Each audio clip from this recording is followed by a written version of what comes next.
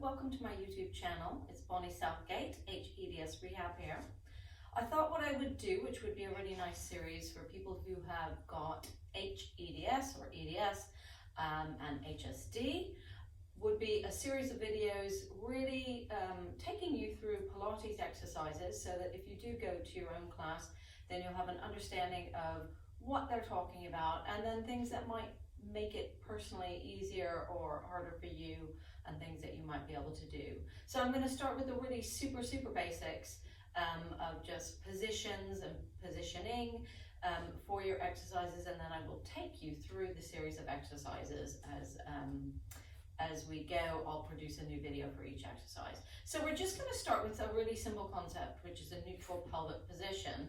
And it became very popular when I did my training that all of the Pilates exercises should be done in what we call a neutral pelvic position. And there's a lot of controversy about whether or not that's a good thing. Originally, Pilates himself tended to imprint his spine, flatten it, because he felt it was protective. So what we'll do is look at what a neutral pelvic position is and the pros and cons, but also ways that you might think about if you go into your class and they ask you to go into a neutral pelvic position, things that might hinder you doing that, and ways that you might be able to do it without causing discomfort or problems. So the pelvis is this bit around the middle here, where you've got what you might think of as your two hip bones. That's really the top of the pelvic bone, and it's two bones that come together. You have a bone in the middle, which is called your sacrum, and it comes together at the pubic symphysis. And there is a disc at the front, and there is a bit of movement in the pelvis. So usually when we refer to the pelvic position and they refer to a neutral pelvis, we're referring to that forwards and backwards movement. And when we refer to that, we're referring to the top of the pelvis and to the front. So when they say, and you'll hear people say an anterior tilt, an anterior is forward and posterior is backwards, they're talking about the top of the pelvis going forwards. So it's moving forwards. And then when they talk about a posterior, which is backwards, they talk about the front rocking back. So in a perfect neutral, quote unquote, pelvis, you've got those bones, and at the bottom you have what we call ischial tuberosities. And if you were to sit down, and you could be in a chair, you would want to sit directly smack dab on top of those two bones to be in your neutral pelvis. And usually, everybody's got bones that are slightly differently shaped. Usually you'll have a teeny little curve in your lower back. So if I was to move backwards into a posterior tilt, I would come off those two sit bones and I would come back here, which is where a lot of people end up when they're sitting, because it takes less effort and we like to just kind of hang into our lower backs. And that would be a posterior tilted pelvis rather than neutral.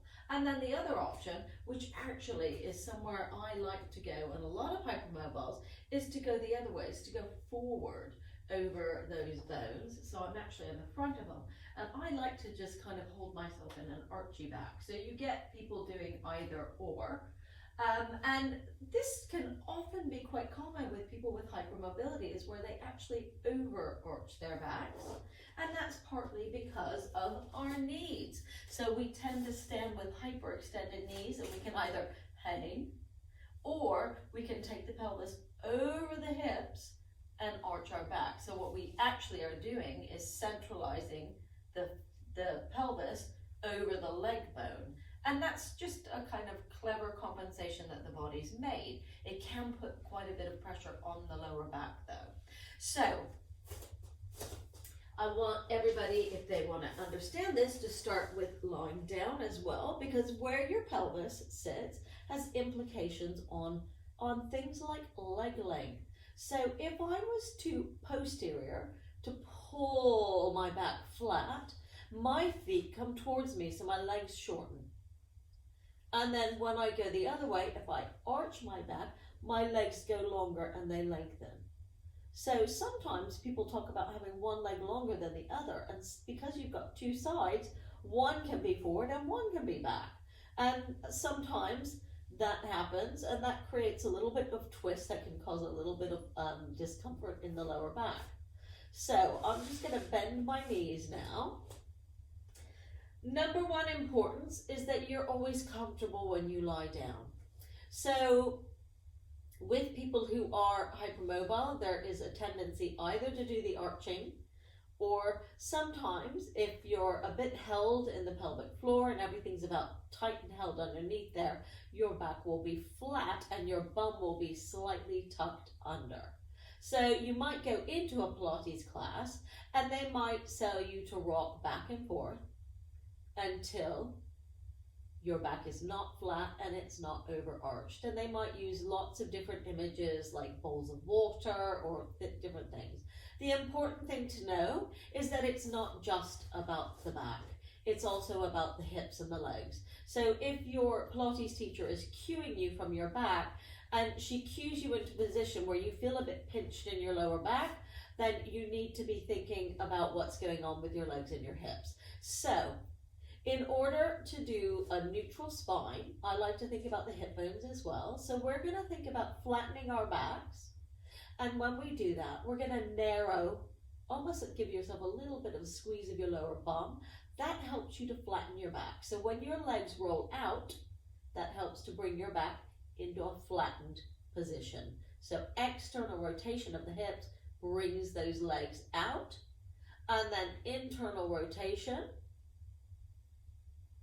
can bring you into more of an archy back where you widen your bottom, widen the sit bones, and then you can move into that direction.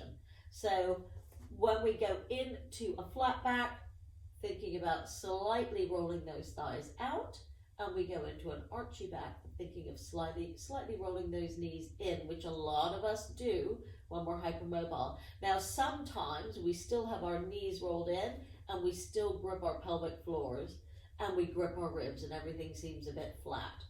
So first thing to do is relax everything as much as you can to find that neutral pelvic position.